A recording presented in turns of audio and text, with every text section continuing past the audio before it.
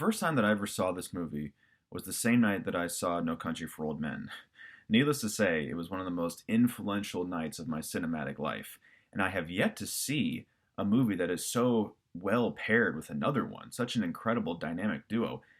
And not to mention that they both came out in the same year. If you guys know any other duo of movies that came out in the same year that rivaled the level of quality as No Country for Old Men and There Will Be Blood, please let me know. The greatest reason why this movie works and why it is considered the greatest movie of the 21st century so far, and the reason why I keep returning to it again and again and again, is the demonstration of the apex of perfect acting in Daniel Day-Lewis's performance. In my opinion, this man, this true artist, is the greatest actor of all time. He's better than Brando, he's better than Olivier, he's better than Tommy Wiseau, anybody. It is nothing short of a joy to watch him act, and there are still plenty of movies in his career that I have yet to see. For an English-Irish actor to portray a period of American history that came to define modern America so thoroughly is impressive, to say the least, but to watch him put on a historically accurate accent is even more impressive and also a lot of fun to quote. I've traveled over half our state to be here tonight. That's good.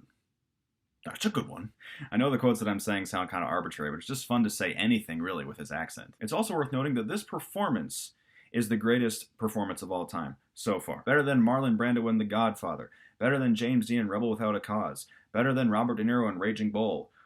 Bring on the comments. Daniel Day-Lewis gets all the acting credit, but I think a lot more needs to be given to Paul Dano. First of all, the dude had 3 days to prepare for this role.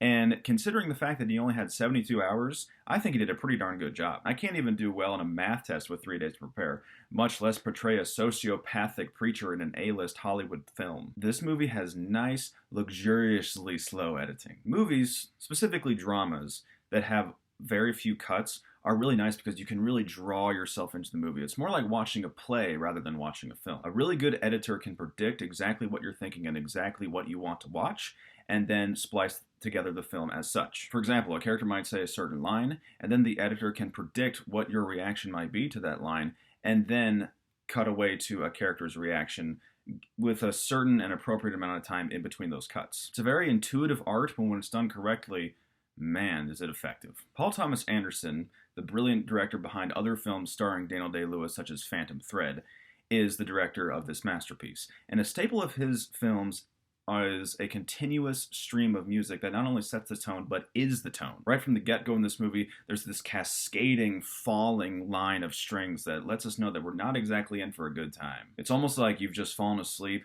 and now you're right in the middle of a nightmare. We're introduced to Daniel Plainview the same way that he ends up at the end of the film, completely ambitious and completely alone, with a little less facial hair. So intense is his ambition that even when he's fallen off of the ladder and broken his leg, he's willing to climb up with one foot and drag himself on his back across a gravelly, rough, hot road just to stake his claim on the gold. Who knows how many miles he had to go? It's an amazing introduction to his character, and it perfectly describes just the lengths that he's willing to go in order to become rich, literally. The first 15 minutes of this film is basically a short film in how to visually portray storytelling. The famous Alfred Hitchcock famously said that the cardinal rule for storytelling in film, if not the cardinal rule, is to show, not tell. And the first 15 minutes of this movie encapsulate that perfectly. Within these first 15 minutes, we get a small taste of what's going to be in the film. Oil, tense family relations, and of course, some blood. We then get our first scene of dialogue, and we're introduced to the world's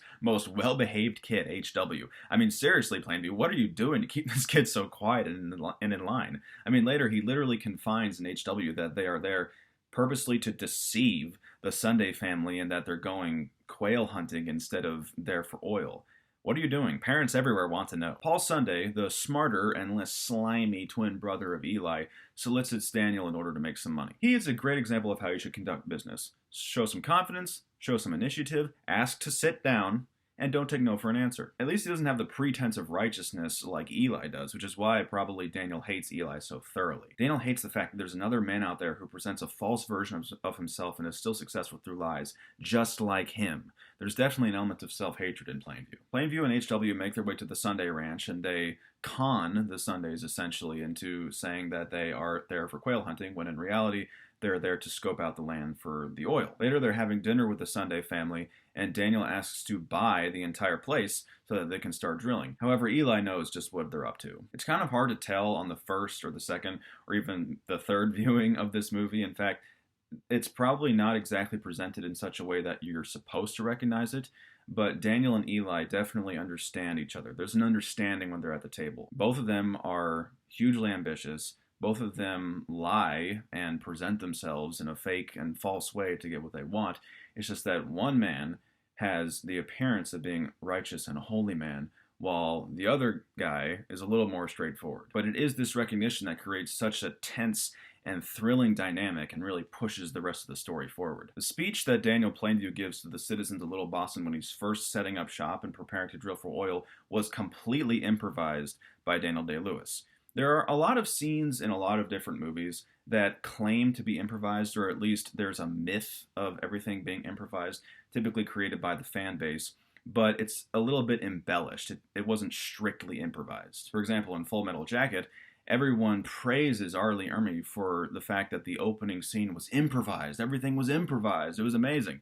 Well, what he did, in fact, was write down pages and pages and pages of insults that he had invented and gathered up in his days in the Marine Corps, and then he used those insults whenever he felt like they were appropriate within the scenes of the movie. So it wasn't strictly improvised. But the scene where Plainview is giving his speech to the citizens of Little Boston was totally and 100% improvised. And Paul Thomas Anderson was absolutely in love with it. It's pretty incredible when you think of what a perfectionist that Daniel Day-Lewis is, but it's also a testament to how deeply he was into his character that he was able to speak in such a convincing way to make it seem as if someone had written these lines for him. I love movies that don't hold the hand of the audience. And even though they take a little more work to figure out, the reward is well worth it. For example, one of the ways that the movie doesn't hold your hand is that it plants little seeds as to how much of a weasel Eli is.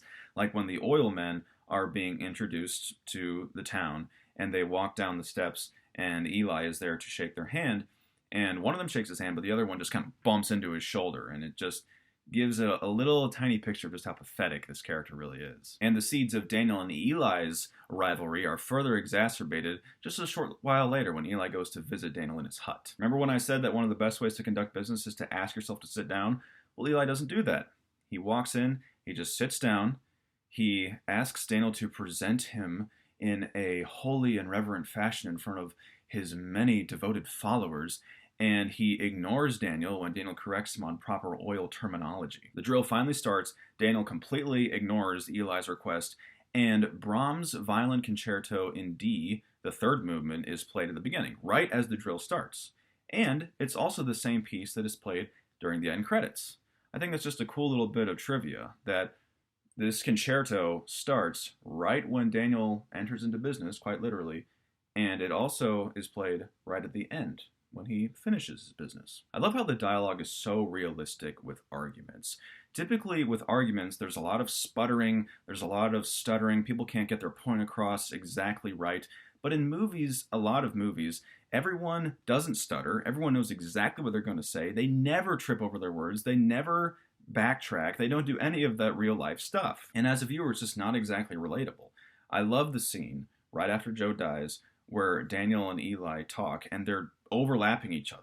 They're already competing for domination. At this point, Eli is probably even colder than Daniel because Daniel tells him about this tragedy that's happened, and Eli's response is, if I had just blessed the well, if you had just done what I said, this wouldn't have happened. After that comes one of the best scenes in the movie. It starts with this slow but very deliberate close-up onto the drill, and you're wondering just what's happening. The tension is building piece by piece, and then it suddenly literally explodes with excitement. And then the music starts. This panicked, frenetic, insane percussion, like a hammering heartbeat that just won't slow down, that just won't stop, lets you know that the horror is far from over. This scene is not going to be like those other scenes where something bad happens and it cuts away to when everything is okay. No, you have to stay here with Daniel, and you have to stay here with everyone in this chaos. Daniel decides to leave HW in his little hut to go take care of business. And then, when the oil comes through and he leaps with joy and maniacal laughter, because now he knows he's a rich man and his face is covered with oil, literally making him look like Dracula, he leaves HW alone again. It won't be the last time. I've asked myself why Paul Thomas Anderson decided to make HW deaf. I think that it's because that Daniel Plainview can't endure anything in his life that's weak. This is further emphasized as he descends farther and farther into his greed, and one point when he's looking at a map, and Bandy still hasn't given him his particular bit of property, and Al tells him, can't you just build a pipe around the property? And then Plainview says, don't be thick in front of me, Al. As if a small slip-up in intelligence is insulting to his royal presence. And when HW becomes deaf, Daniel doesn't even try to learn sign language or even try to communicate with his son in any other way except verbal communication. At the end of the film, we see that despite HW's disability, he's able to live a life of prosperity and happiness with a loving wife. Daniel, on the other hand, doesn't have a disability, but he ends up totally and utterly alone, with, of course, a pretty sweet Great Dane. It was Daniel's selfishness that ultimately disabled him, and it was HW's disability that ultimately led him to a life of freedom. Daniel doesn't know what to do with his pent-up rage over his son's deafness, so he decides to take it out on the person whom he hates to admit reflects his own greed, Eli. Paul Thomas Anderson intentionally filmed this scene the day before the scene where Eli has Daniel in front of the church and he humiliates him, just so that Paul Dano could get a little bit of revenge. A man posing as Plainview's brother now enters the scene, Henry.